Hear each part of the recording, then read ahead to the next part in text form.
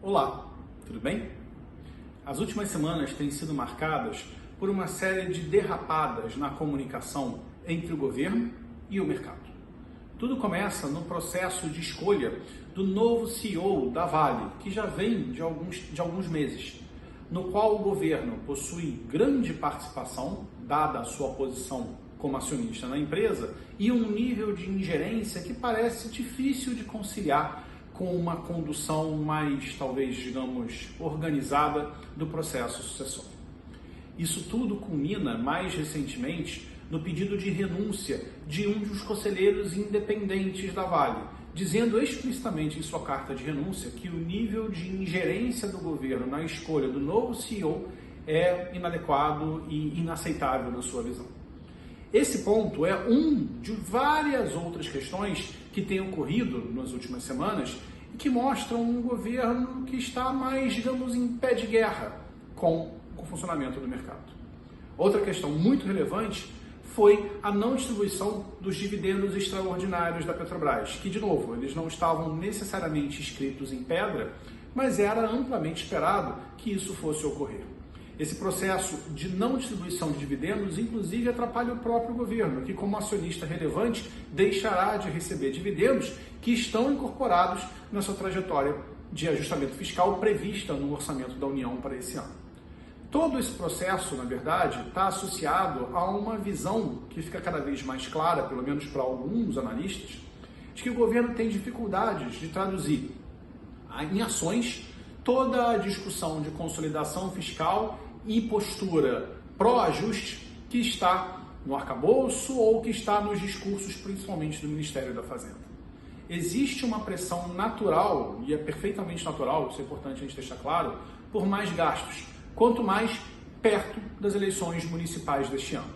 Existe ciclo eleitoral e as regras que foram estabelecidas no passado, especialmente o teto dos gastos, que limitavam a potência do ciclo eleitoral, o Brasil, como sempre, deu um jeitinho e foi pouco a pouco descobrindo que era possível fazer mais, mesmo mantendo restrições, antes o teto e agora o arcabouço. O fato é que o governo tem acusado o golpe de não ter uma posição tão consolidada nas mentes e nos corações dos brasileiros. E, dado isso, parte-se agora para uma estratégia de atacar o bolso. Como? Oferecendo discussões a respeito de cortes de tarifas de energia, de combustíveis, redução de preços de alimentos.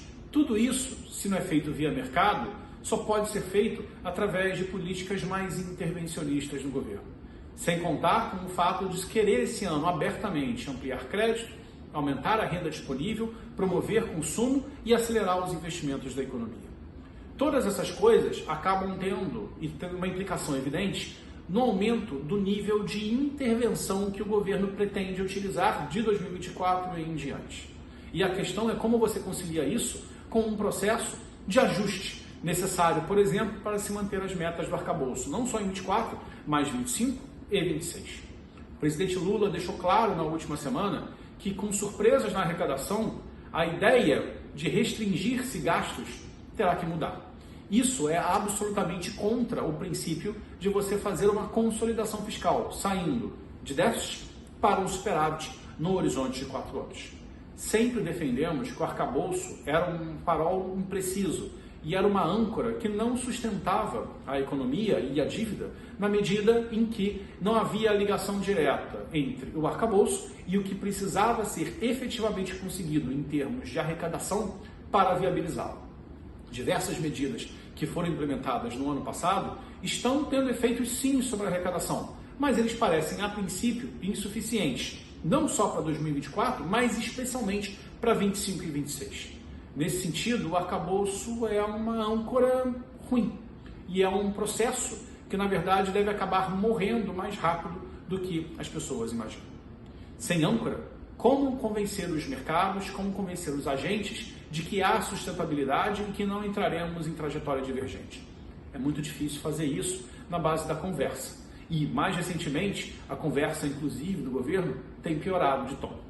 Com isso, esperamos sim que exista pressão, principalmente nas curvas mais longas de juros, e esperamos alguma pressão no câmbio. Tudo muito moderado. E no caso dos juros, talvez difícil de identificar na medida em que os juros globais têm subido com uma reprecificação das políticas, da previsão de ajuste de política monetária nos países desenvolvidos. É um momento conturbado para emergentes e para o Brasil. E se nós não nos ajudarmos, vai ser cada vez mais difícil navegar nesses mares que parecem ficar cada vez mais revoltos. Se você curtiu esse vídeo, por favor, se inscreva no nosso canal e curta e acompanhe os conteúdos que a BRCG disponibiliza nas redes.